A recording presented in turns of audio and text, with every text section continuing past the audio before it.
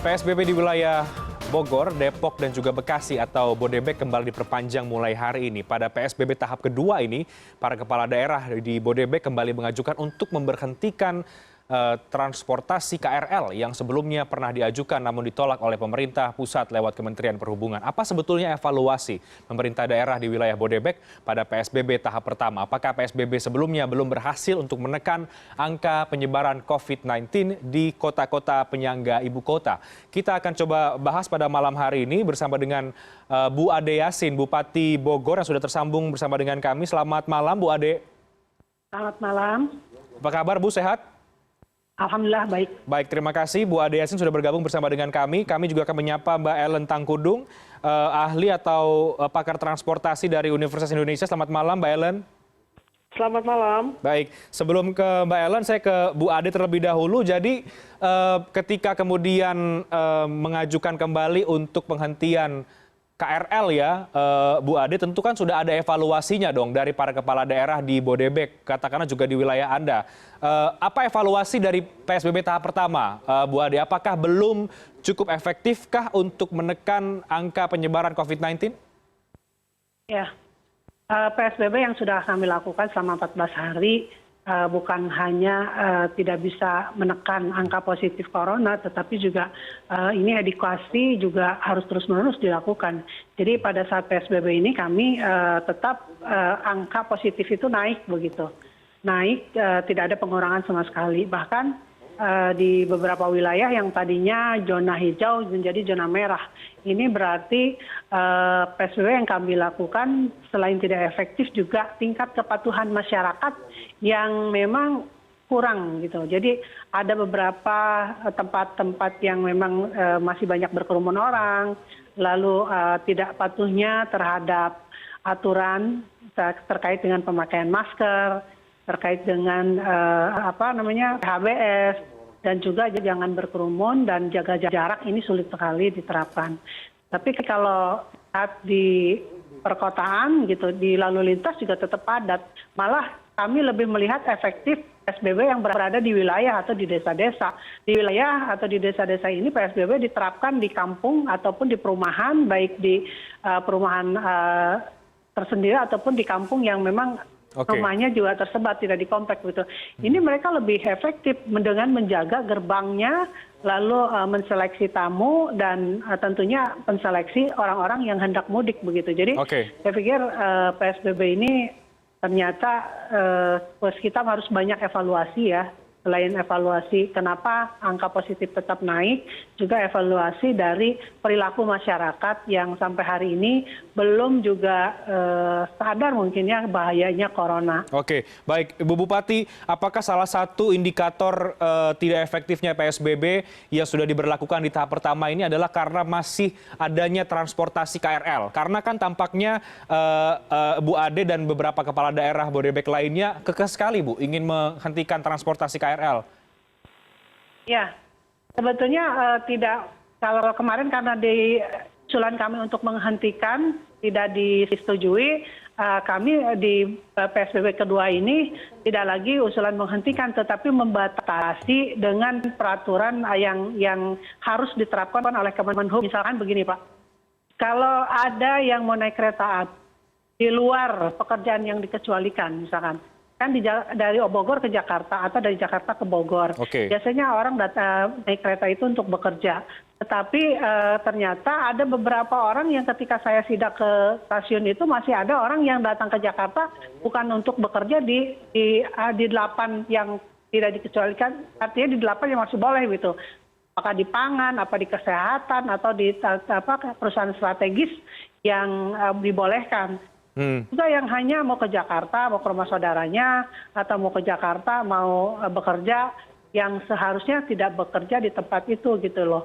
Karena seharusnya di PSBB di Jakarta ini kan sudah tidak boleh ada berkegiatan gitu. Jadi masih banyak penumpang yang memang nggak jelas untuk tujuannya ke Jakarta. Jadi kalaupun mau ini tetap beroperasi, kami kemarin juga ngobrol dengan para kepala daerah, seharusnya ada peraturan atau menseleksi penumpang kereta Kan biasanya kalau mereka bekerja di rumah sakit ada kartunya sebagai perawat atau sebagai dokter di rumah sakit tersebut. Nah ini lolos gitu kan. Atau di beberapa tempat yang memang masih dibolehkan untuk beroperasi begitu.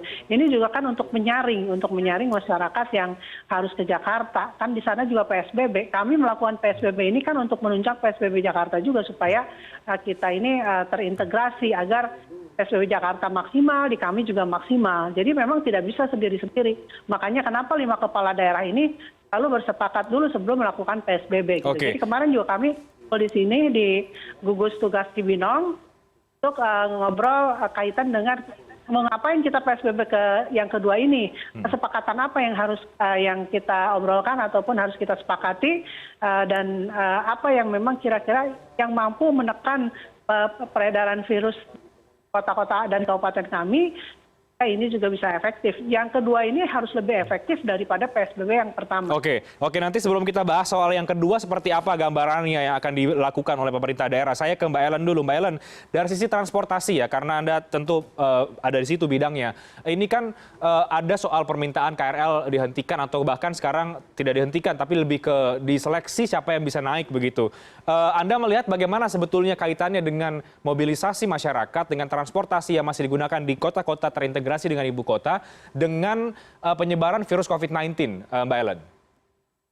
Ya, terima kasih ininya ya bahwa KRL itu menjadi salah satu yang ingin dihentikan dalam PSBB karena memang menyangkut perjalanan dari Bodetabek ke Jakarta dan sebaliknya. Nah, masalahnya adalah dari waktu yang lalu saya sudah mengatakan perjalanan itu adalah suatu servis layanan kepada orang yang masih melakukan perjalanan. Yang kalau mau dihentikan adalah kegiatannya yang dihentikan.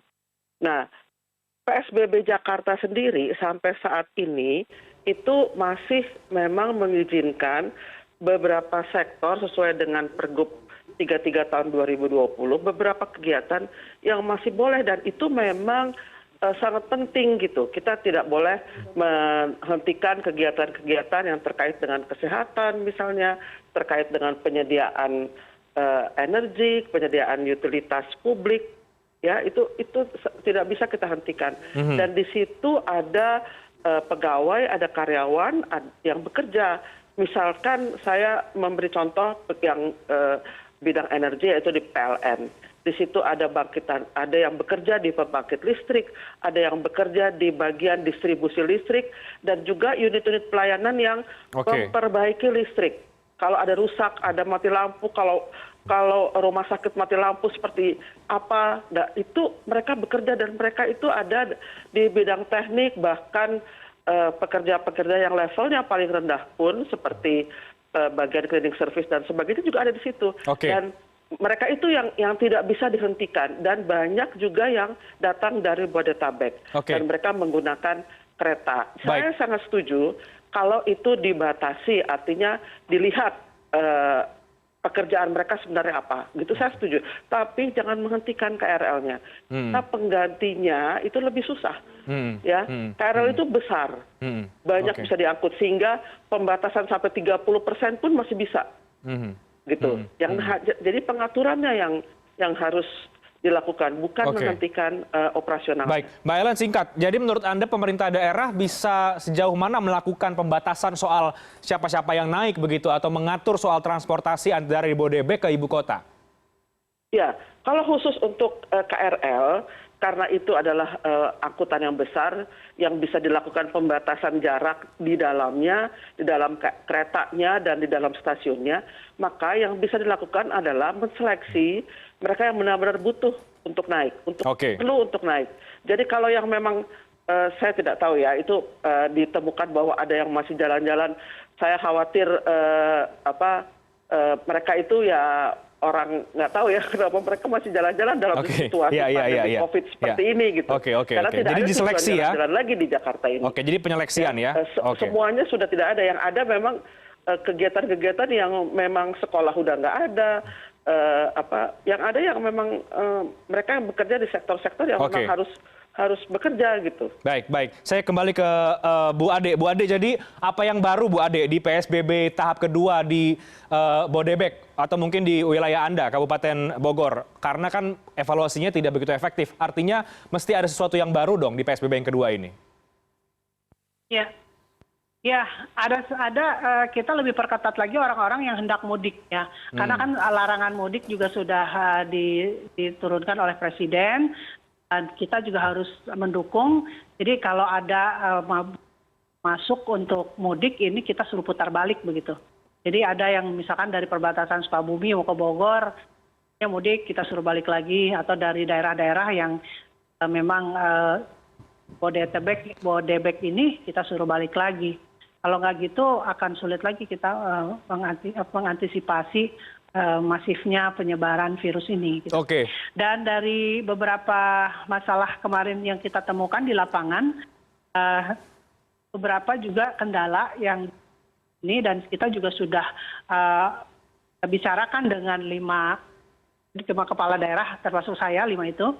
Jadi di antara pelaksanaan PSBB yang kita laksanakan yaitu kurangnya harmonisasi antara kebijakan pemerintah pusat, provinsi dan daerah dalam penerapan PSBB begitu.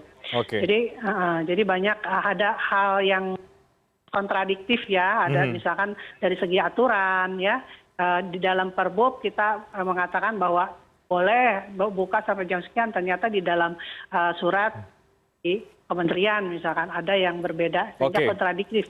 Ini membuat bingung para pelaku usaha apakah harus mengikuti surat bupati atau dari kementerian. Nah ini kami ingin ada PSBB ini, karena PSBB juga izinnya dari pemerintah pusat, harus terintegrasi dan juga harus ada harmonisasi, baik harmonisasi kebijakan, harmonisasi aturan. Oke, baik. Mudah-mudahan PSBB yang kedua ini ada dampak yang signifikan, Bu Ade Yasin, bagi pengurangan penyebaran COVID-19 di Bodebek dan juga tentu di ibu kota yang terintegrasi secara langsung.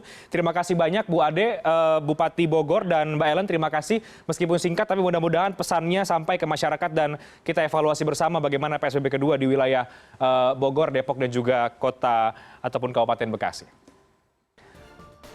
Kami akan segera kembali saat lagi dengan sejumlah informasi lain. Tetap bersama kami di CNN Indonesia Newscast.